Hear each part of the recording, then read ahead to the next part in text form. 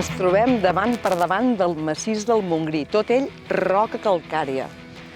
Divideix l'Alt amb el Baix Empordà i diu la veu popular, de fet l'imaginació popular, que aquest relleu no és sinó, veieu, una cara,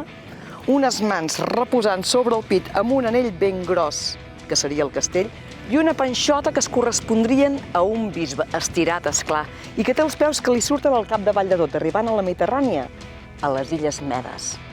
Hi ha una altra part de la imaginació popular, però, que diu que és una dona estirada amb el cap, els pits i el ventre. D'altres diuen que aquest ventre està embarassat, i aquesta opció aniria vinculada a una tal Mila, molt vinculada també aquí al Montgrí, que apareix en un llibre que es diu Solitud, i del qual nosaltres us en volem explicar bastantes més coses, el capítol de l'Encantada del Montgrí, a Patrimoni de Llegenda, perquè de coses en passen així.